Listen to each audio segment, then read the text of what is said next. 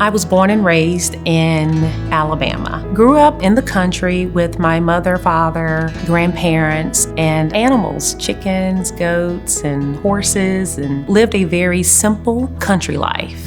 And then my parents divorced, and so we moved to the city. But I've always missed that, simplistic lifestyle. And so my husband and I got married, and we moved to Noonan, Georgia, and we lived there for 17 years. When we started the journey of, okay, what's next for us? I reverted back to my simplistic lifestyle and wanted to be rural and out in the country. And Troup County just kept pulling at me for so many different reasons. We packed up our things and we moved, and that was the journey. That's how we landed in LaGrange.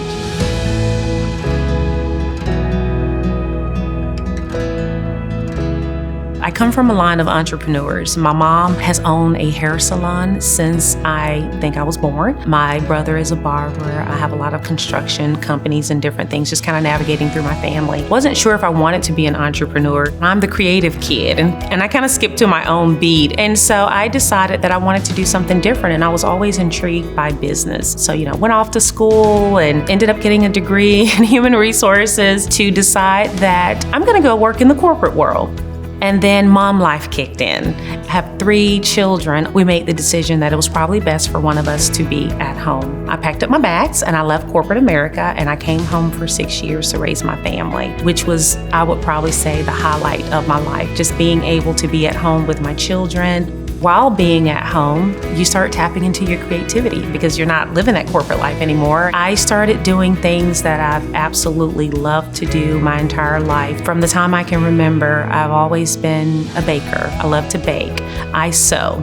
I'm a freelance photographer. I'm a maker. Just went totally back to all things creative. And so that's what started my journey. I started sewing at the beginning of the pandemic. My husband had just purchased me a sewing machine. And I said, well, I want to sew masks for all of the people, that were in the healthcare field, some friends, some family. And so I just started sewing. I think I ended up donating over 800 masks. After that, it was like, okay, so if you're at home sewing, and if you're at home baking fresh bread and cakes and cookies and doing all these different things every day, what is the next step? I started out driving around every day in LaGrange looking for a space because I wanted to open up a bakery, believe it or not. That dream didn't come to life. And so I said, okay, well, what are the other makers doing right now?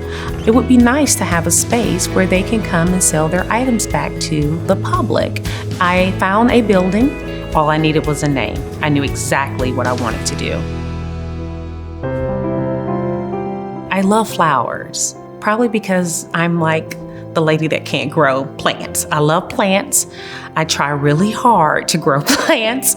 I wanted to name the business after a flower. I was on this journey of everything sparking and igniting and glowing and the sun and all these different colors. So ember orange is my favorite color. So how can I ignite the community?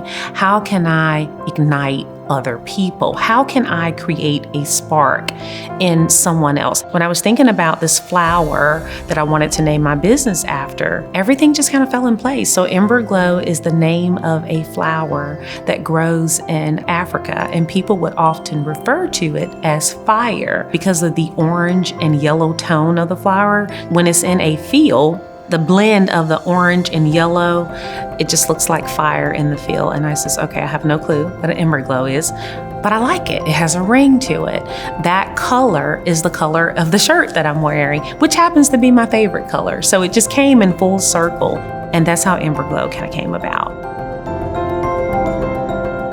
We're now located at 119 Ridley Avenue in the historic Colonial Building, and it's absolutely beautiful. We have makers on site. We have pop-up events and different things going on here at Ember Glow. It's been sweet. The community has been super supportive. I couldn't ask for anything more. It's just absolutely wonderful, and we're very thankful. I'm a wife, my husband Larry. I have 3 children. 2 grown children and 1 16-year-old, and I have a 5-year-old granddaughter, and she is my heart. Typically, if you come to Ember Glow, you will always see her running around. My first year here, I didn't go anywhere but to the grocery store and back home. I wasn't sure what to do with myself. I started out only associating with my neighbors and different things like that. And so as I started to branch out, it made me feel like I was back home in Alabama, small town. Everyone knew everyone, and people really make a conscious effort to take care of everyone. And so that sense of home and family and community, I feel, was good for me, and it was something that I needed at that time. And once I started getting out and started meeting people, and then it just kind of kicked off for me, and I was like, okay, I really, really like living here, and maybe I can stop doing the grocery store runs and maybe get out and do a few things. So just the small town feel, the small town comfort. If you need help, people are there. If you need the support, you just ask. People are there. And so I really, really enjoy that about LaGrange.